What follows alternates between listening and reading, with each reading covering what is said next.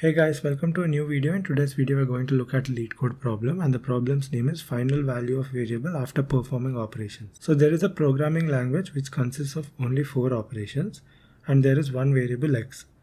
And the first operation is a increment operation where you do plus plus x, and the second version of increment operation is x plus plus.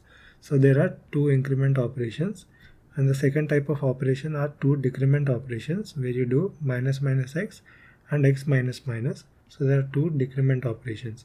So total there are 4 operations. Whenever this first operation occurs, you have to do plus 1 to the value of x, and in the second 2 operations you have to do minus 1 to the value of x. So we are given a string array called operations containing the list of 4 operations, and we have to return the final value of x after performing all the operations. So initially the value of x is equal to 0, so we start with x is equal to 0. Now let's take this first example. X is initially 0. So we iterate through the operations array given to us, and there are 3 operations. So we start with the first operations, I is equal to 0. So I will start from this element. So we have minus minus x, so we have to do minus 1 or do minus 1 to x. The next operations, I is pointing at 1. So we do x plus plus, so we do plus 1. Next iteration, I is equal to 2. So we do x plus plus again, so add plus 1. And finally we reach the end of the array, so we end our iteration. And whatever is present inside x will be returned as the output. X has the value 1, so 1 will be returned as the output, which is matching here. So let's take the second example now and see how we are getting the output. So I've taken the second example.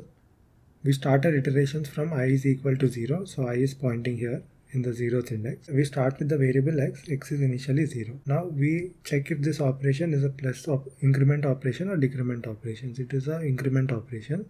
So we add 1 to x and x value becomes 1, and we move further.